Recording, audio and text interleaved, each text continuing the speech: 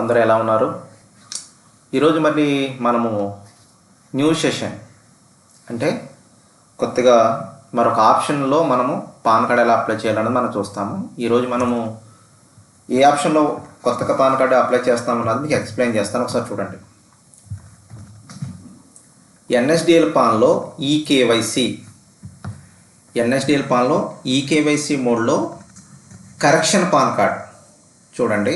NSDL PAN ఆప్షన్లో NSDL eKYC పాన్లో correction PAN card ఎలా చేయాలన్నది మీకు ఎక్స్ప్లెయిన్ చేస్తాను. ఇక్కడ రెండు ఆప్షన్స్ కనబడుతున్నాయి.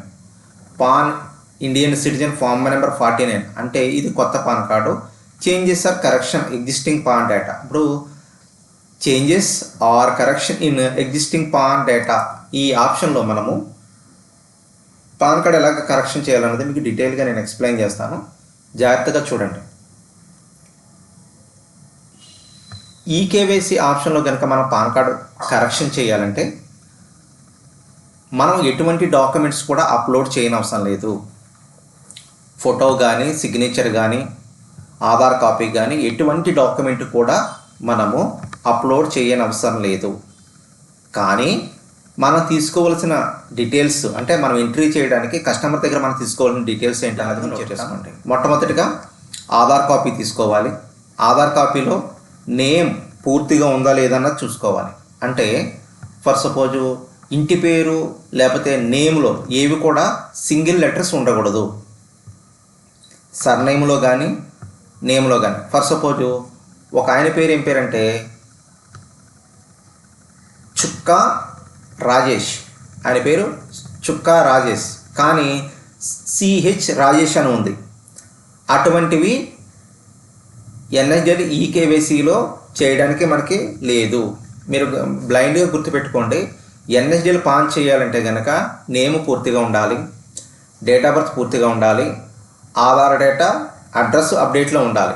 వాళ్ళకి మాత్రమే మనం చేయగలుగుతాం. ఓకేనా? మీరు జాగ్రత్తగా ఆలోచించండి. ఇప్పుడు మనం తీసుకోవాలనే డీటెయిల్స్ ఏంటంటే ఆధార్ కాపీ తీసుకోవాలి, పాన్ కాపీ తీసుకోవాలి. ఎందుకని? మనము ఆల్రెడీ ఎగ్జిస్టింగ్ ఉన్నటువంటి పాన్ కార్డ్ని మనం కరెక్షన్ చేస్తున్నాం కాబట్టి ఏదైతే కరెక్షన్ చేయాలో పాన్ కార్డ్ కాపీ తీసుకోవాలి. కస్టమర్ ఫోన్ నెంబర్ తీసుకోవాలి. కస్టమర్ యొక్క ఈమెయిల్ ఐడి ఆప్షనల్. ఇంకొకటి ఏంటంటే ఇప్పుడు మనము ఈకేవైసీ ఆప్షన్లో మనం కరెక్షన్ చేస్తున్నప్పుడు నేము, డేట్ ఆఫ్ బర్త్ మాత్రమే చేంజ్ చేయగలము. నేమ్ కానీ, డేట్ ఆఫ్ బర్త్ కానీ యాజ్ పర్ ఆధార్ కార్డు మాత్రమే చేంజ్ చేయగలము. ఫాదర్ నేమ్ చేంజ్ చేయడానికి ఈ ఆప్షన్లో కుదరదు. ఈకేవైసీ ఆప్షన్లో ఫాదర్ నేమ్ చేంజ్ చేయలేము.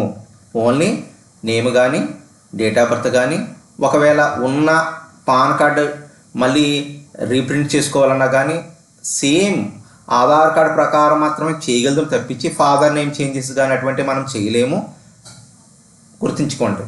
కాబట్టి ఈ ఎన్ఎస్డిఎల్ ఈకేవైసీ ఆప్షన్ చేసేటప్పుడు మీరు బ్లైండ్గా గుర్తుంచుకోవాల్సిన విషయం ఏంటంటే ఆధార్లో ఉన్న డేటా ప్రకారమే మార్పులు చేయగలము. ఏవి ఆధార్ డేటా కానివి ఏవి కూడా మనము ఎంట్రీ చేసిన మోడిఫికేషన్స్ అవ్వవు. ఓకేనా? ప్లస్ మనము ఇది అప్లై చేసినప్పుడు ఆధార్లో ఉన్న ఫోటో మాత్రమే వస్తుంది.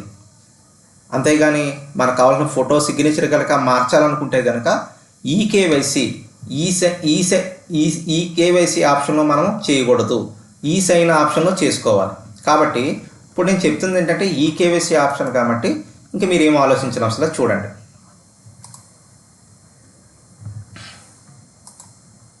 ఇక్కడ చేంజ్ ఆర్ కరెక్షన్. ఇప్పుడు నేమ్ ఎంట్రీ చేస్తున్నాం, కస్టమర్ నేమ్ ఎంట్రీ చేస్తున్నాం. యాజ్ పర్ ఆధార్ కార్డ్ ప్రకారమే ఎంట్రీ చేయాలి. ఓకేనా?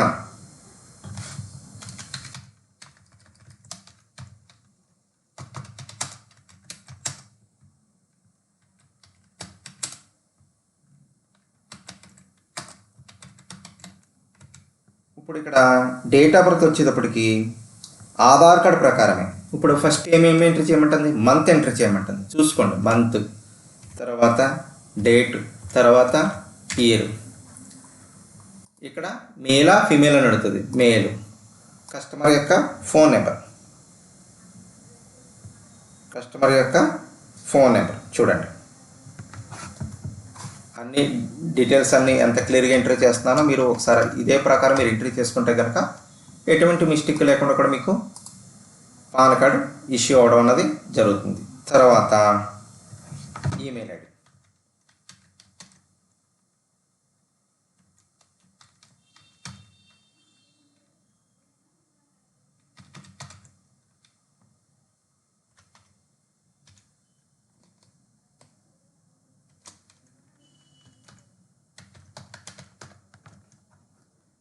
చూడండి, నేమ్ ఎంట్రీ చేశాము, date of birth first month అడిగింది కూడా మంత్ ఎంట్రీ చేశాను, డే ఎంట్రీ చేశాను, ఇయర్ ఎంట్రీ చేశాను, మేల్ ఆర్ ఫిమేల్ అడిగింది అంటే మగవాళ్ళ ఆడవాళ్ళని అడిగింది, ఫోన్ నెంబర్ అడిగింది.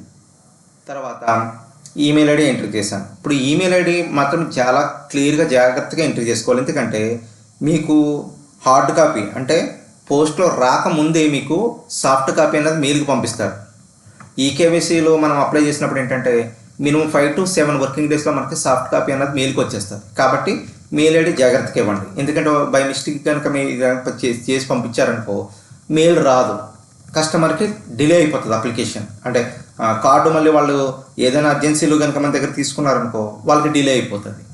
అంటే మళ్ళీ వాళ్ళు పాన్ కార్డు పోస్ట్ వచ్చే వరకు కూడా వెయిట్ చేయవలసి ఉంటుంది. కాబట్టి ఈమెయిల్ ఐడి అనేది జాగ్రత్తగా ఇవ్వండి. తర్వాత సబ్మిట్. ఆర్ యూ షూర్ అని అడుగుతుంది. Okay, sure. తర్వాత మనకి ఇప్పుడు ఎన్ఎస్డిఎల్ వెబ్సైట్లోకి మనకి రీడైరెక్టర్ అవుతాం. ఇక్కడ ఏముంటుందంటే location monitoring has been enable in PAN service mandate by income tax department. ఇది అగ్రీ చేయాలి. అగ్రీ చేసిన తర్వాత మనకి ఏం చెప్తుందంటే ఇక్కడ మీరు ఆల్రెడీ రిజిస్ట్రేషన్ అయిపోయి ఉన్నారా, లేదంటే రిజిస్ట్రేషన్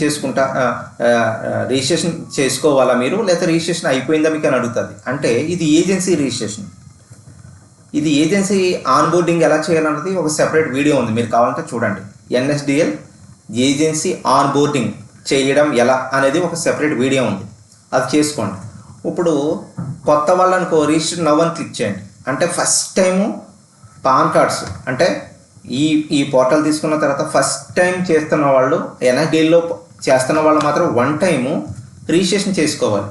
ఇక్కడ యూజర్ నేమ్ అంటేనేమో ఏజెన్సీ ఎవరు తీసుకున్నారో వాళ్ళ పేరు, వాళ్ళ address, mobile number, email ID.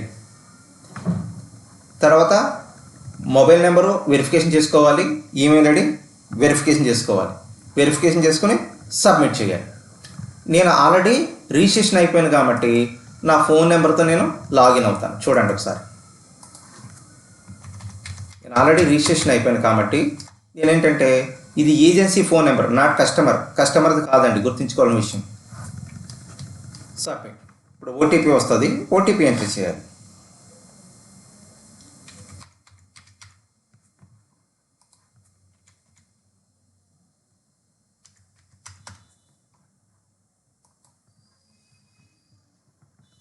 ఇప్పుడు మనకు అప్లికేషన్ ఓపెన్ అయింది. ఇది అంతప్పుడు కస్టమర్ డేటా మనము ఎంట్రీ చేయాలి. కస్టమర్ డేటా ఎంట్రీ చేయాలి. ఇప్పుడు ఏమడిగిందంటే ఆధార్ నెంబర్ అడిగింది.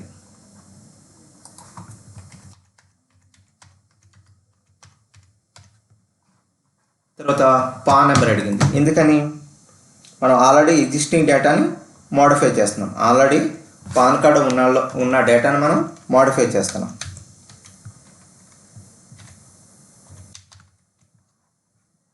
ఇప్పుడు నేను ఈ కరెక్షన్ అంతా ఏం చేస్తున్నానంటే కస్టమర్ నేము కరెక్షన్ చేస్తున్నాను. ఇప్పుడు సెలెక్ట్ టైప్ అని అడిగింది. సెలెక్టెడ్ టైప్ అంటే ఇక్కడ మీకు చెప్తాను చూడండి. శ్రీ అంటే మగవాళ్ళు, శ్రీమతి అంటే మ్యారేజ్ అయినటువంటి లేడీస్, కుమారి అంటే పెళ్ళి కాని అమ్మాయి. మరొకసారి శ్రీ అంటేనేమో మగవాళ్ళు, శ్రీమతి అంటే పెళ్ళి అయిన లేడీసు, కుమారి అంటే పెళ్ళి కాని అమ్మాయి. ఓకేనా? ఇప్పుడు ఎవరిది నేను మాడిఫై చేస్తున్నాను? శ్రీ, మగవాళ్ళదే మాడిఫై చేస్తున్నాను. ఇప్పుడు కస్టమర్ యొక్క నేమ్ని ఇక్కడ first name, last name, middle name అని ఉంది. ఇప్పుడు దాని ప్రకారమే మనము ఎంట్రీ చేయాలి. సర్నేమ్ ప్రకారం ఎంట్రీ చేయకూడదు. అంటే మీరు టోటల్గా ఏంటంటే సర్నేమ్ అన్నదాన్ని మర్చిపోండి. సర్నేమ్ అన్నదాన్ని మర్చిపోండి.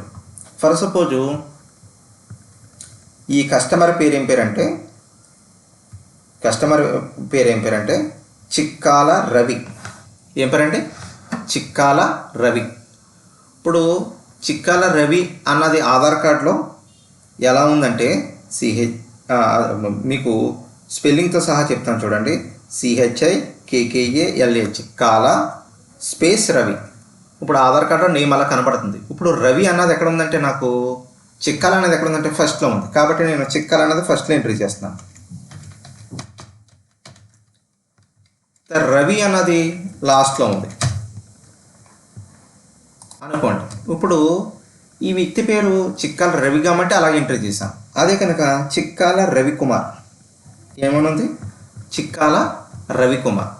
ఇప్పుడు చిక్కాల ఎక్కడ ఉంది? ఫస్ట్ ఉంది. రవి ఎక్కడ ఉంది? మధ్యలో ఉంది. కుమార్ ఎక్కడ ఉంది? లాస్ట్లో ఉంది. ఓకేనా? ఫార్మేట్ని మరొకసారి మీకు డీటెయిల్గా ఎక్స్ప్లెయిన్ చేస్తున్నాను చూడండి. చిక్కాల రవి అన్నప్పుడేమో చిక్కాల అన్నదేమో ఫస్ట్లో ఎంట్రీ చేసాము, రవి అన్నది లాస్ట్లో ఎంట్రీ చేసాం. ఒకవేళ చిక్కాల రవికుమార్ అన్నప్పుడు చిక్కాల ఏమో ఫస్ట్ ఉంది, రవి ఏమో మధ్యలో ఉంది, కుమార్ ఏమో లాస్ట్లో ఎంట్రీ చేసాం. ఓకేనా? ఇప్పుడు చిక్కాల రవికుమార్ కాదు, పేరు ఇంకెలా ఉందంటే చిక్కాల రవికుమార్ రెడ్డి అని ఉంది. చిక్కాల రవికుమార్ రెడ్డి 4. ఇప్పుడు చిక్కాల అన్నది ఫస్ట్లో ఉంది, రెడ్డి అన్నది లాస్ట్లో ఉంది, రవికుమార్ అన్నది మధ్యలో ఉంది. ఇదే ఫార్మేట్ని మనము ఫాలో అవ్వాలి, గుర్తుపెట్టుకోండి. ఓకేనా? లేదు ఒక సింగిల్ నేమే ఉంది, ఓన్లీ రవి అని మాత్రం ఉంది, ఆధార్ కార్డులో ఏమనుంది? రవి అని మాత్రమే ఉంది. అప్పుడు మనము ఎక్కడ ఎంట్రీ చేయాలంటే నేమ్ని లాస్ట్లో, అంటే ఇక్కడ చూడండి స్టార్ మార్క్ ఇచ్చాడు, రవి, ఓన్లీ రవి ఉంది మాత్రం ఎంట్రీ చేయాలి. ఓకేనా? ఇంకా ఫస్ట్ నేమ్ మనం ఏమి కూడా ఎంట్రీ చెయ్యనవసరం లేదు. ఓకేనా? ఫస్ట్ నేమ్ మనం ఎటువంటిది కూడా ఎంట్రీ చేయనవసరం లేదు. ఓకేనా? అదే ఫార్మాట్ మీరు ఫాలో అవ్వండి. కానీ సర్నేమ్లో ఒకవేళ సింగిల్ లెటర్స్ ఎస్ రవి అని ఉందనుకో, ఇందులో చేయలేం. లేదు MVVV కుమార్ అని స్పేసెస్ ఉంటాయి, అటువంటివి కూడా చేయలేం. నేమ్ పూర్తిగా ఉండాలి, డేట్ ఆఫ్ బర్త్ పూర్తిగా ఉన్నాయి మాత్రమే దీంట్లో మనము కరెక్షన్ చేయగలము. ఓకేనా? ఓకే, తర్వాత చూడండి.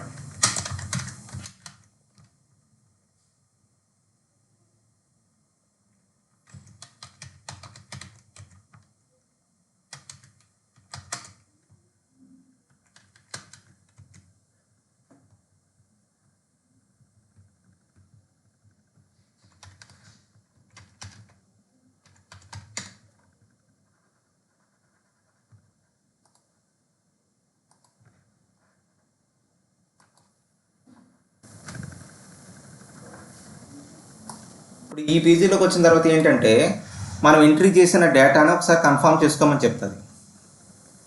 మనం ఎంట్రీ చేసిన డేటాని ఒకసారి రీకన్ఫర్మ్ చేసుకోండి బాబు అని అంటుంది. నేను డేటా అంతా ఒకసారి రీకన్ఫర్మ్ చేసుకున్నాను అనమాట. ఓకేనా? నెక్స్ట్ కొట్టిన తర్వాత ఇక్కడ ఫాదర్ నేమ్ వచ్చేటప్పటికి పాన్ కార్డ్లో ఉన్నటువంటి ఫాదర్ నేమ్ ఎంట్రీ చేయాలి. ఫాదర్ నేమ్ ఎలా ఉందో అలా ఎంట్రీ చేయాలి. కానీ ఫాదర్ నేమ్ ఎంట్రీ చేసేటప్పుడు మీరు మోస్ట్లీ గమనించవలసిన విషయం ఏంటంటే ఇన్కమ్ ట్యాక్స్ డిపార్ట్మెంట్లో నేమ్ ఫస్ట్ నేమ్ ఎలా ఉంది, లాస్ట్ నేమ్ ఎలా ఉంది, మిడిల్ నేమ్ అంటే ఫస్ట్ నేమ్ వాళ్ళు పాన్ కార్డ్ అప్లై చేసినప్పుడు డేటా ఎలా ఉందో దాన్ని బట్టే మీరు ఎంట్రీ చేయాలి. అది మీకు తెలియదు కాబట్టి జస్ట్ మీ యొక్క పాన్ నెంబర్ మన వాట్సాప్ నెంబర్కి పెడితే కనుక ఫాదర్ నేమ్ ఫస్ట్ నేము లాస్ట్ నేమ్ మిడిల్ నేమ్ మేము ఇస్తాం, దాని ప్రకారం ఎంట్రీ చేయండి. అంతే కనుక మీకు కానీ మీ సొంతంగా కనుక మీరు ఎంట్రీ చేశారనుకో 100% రిజెక్ట్ అవుతుంది. ఏమవుతుంది? 100% రిజెక్ట్ అవుతుంది. ఆ తర్వాత ఎందుకు ఒక లెటర్ పంపిస్తాడు, ఏమని? మీ ఫాదర్ నేము తేడా వచ్చింది ఇన్కమ్ ట్యాక్స్ డేటాకి మీరు ఎంట్రీ చేసిన దానికని చెప్తాడు. కాబట్టి మీ పాన్ నెంబర్ మాకు పంపిస్తే first name middle name last name ఏముంది అన్నది మేము చెప్తాం, దాన్ని బట్టి ఎంట్రీ చేసుకోండి, మీకు ఎటువంటి ప్రాబ్లం కూడా ఉండదు. ఓకేనా?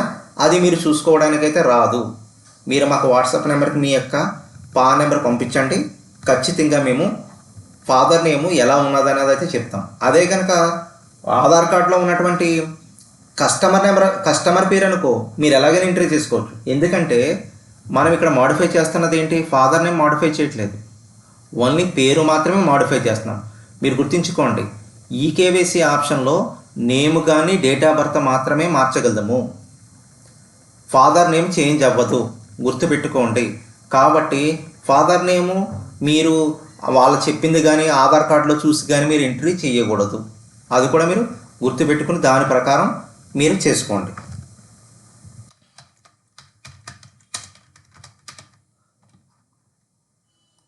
వీళ్ళ ఎంట్రీ ఎలా ఉందంటే దీంట్లో ఇలా ఉంది కాబట్టి నేను ఇలాగే ఎంట్రీ చేస్తున్నాను. ఎక్కడ వాళ్ళ యొక్క పాన్ ఇన్కమ్ ట్యాక్స్ డిపార్ట్మెంట్లో పేరు ఎలా ఉందో దాన్ని బట్టి నేను అలా ఎంట్రీ చేస్తున్నాను.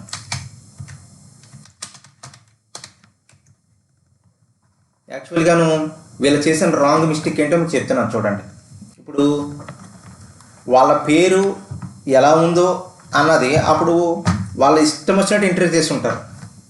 First name, middle name, last name ఫార్మేట్లో కాకుండా సర్నేమ్ దగ్గర సర్నేమ్ పెట్టేసి ఏదో వరుసలో పెట్టేశారు. అప్పుడు ఏమైపోయిందంటే ఫాదర్ నేమ్ రివర్స్ పడిపోయింది, ఫాదర్ నేమ్ ఏమైంది రివర్స్లో వచ్చేసింది. కాబట్టి మీరు ఇక్కడ గుర్తుంచుకుంటున్నట్టంటే ఫాదర్ నేమ్ ఎంట్రీ చేసేటప్పుడు కనుక మీకు ఏదైనా డౌట్ వస్తే ఒక్కసారి సార్ ఈ యొక్క పాన్ నెంబర్కి father name, first name, last name, middle name మాకు చెప్పండి అని అడిగితే కనుక వితిన్ 2 to 3 minutes మీకు డేటా ఇస్తాం. ఓకేనా. నెక్స్ట్ ఇంకా ఈ పేజీలో మీరు ఏమీ ఎంట్రీ చేయని అవసరం లేదు, గుర్తుంచుకోండి. ఈ పేజీలో మీరు ఎటువంటి డేటా కూడా ఎంట్రీ చేయని అవసరం లేదు, అడ్రస్ కూడా మీరు ఎంట్రీ చేయని అవసరం లేదు, ఎందుకంటే యాజ్ పర్ ఆధార్ కార్డ్ ప్రకారం డేటా వచ్చేస్తుంది. తర్వాత ప్లేస్, కస్టమర్ యొక్క ప్లేస్.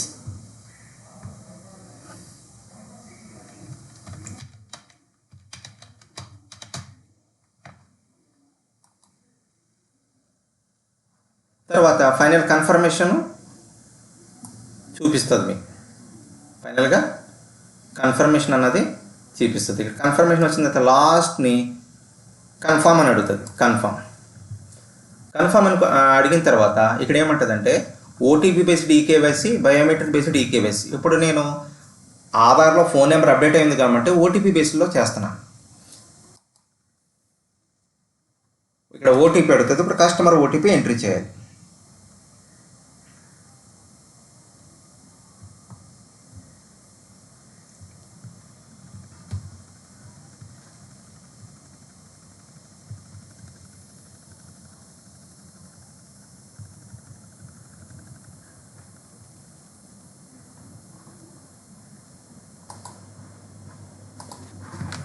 ఇప్పుడు ఓటీపీ ఎంట్రీ చేస్తాం చూడండి.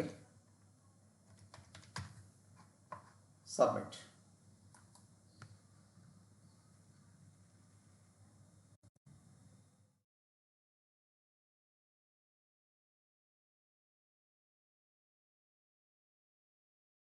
కేవైసీ ఐడెంటిఫికేషన్ సక్సెస్ఫుల్ అని వస్తుంది.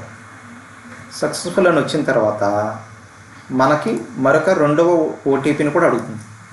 ఇప్పుడు రెండవ ఓటీపీకి పేజ్ ఓపెన్ అవుతుంది. ఇప్పుడు మనం ఇక్కడ ఏం చేయాలంటే పైన యాక్సెప్ట్ అని క్లిక్ చేసి ఆధార్ నెంబర్ అన్నది ఎంట్రీ చేసి సెండ్ ఓటీపీ అని అడగాలి. ఇది రెండవ ఓటీపీ. మొట్టమొదటిగా వచ్చిన ఓటీపీ సక్సెస్ అయితే మాత్రమే రెండవ ఓటీపీని వస్తుంది. మీరు ఫస్ట్ ఓటీపీ కానీ రాంగ్ కొడితే ఈ పేజ్ ఓపెన్ అవ్వదు. ఓకేనా. ఈ పేజ్కి వచ్చిన తర్వాత మనం ఆధార్ నెంబర్ ఎంట్రీ చేసి సెండ్ ఓటీపీ అని క్లిక్ చేయాలి. ఇప్పుడు ఏదైతే ఓటీపీ వస్తుందో రెండవసారి, ఫస్ట్ సారి సక్సెస్ అయిన తర్వాత రెండవసారి వచ్చిన ఓటీపీని తిరిగి మనం ఎంట్రీ చేయాలి. ఎంట్రీ చేసిన తర్వాత మాత్రమే వెరిఫై ఓటీపీ అన్నది క్లిక్ చేయాలి. ఇప్పుడు నేను ఓటీపీ ఎంట్రీ చేస్తున్నాను చూడండి.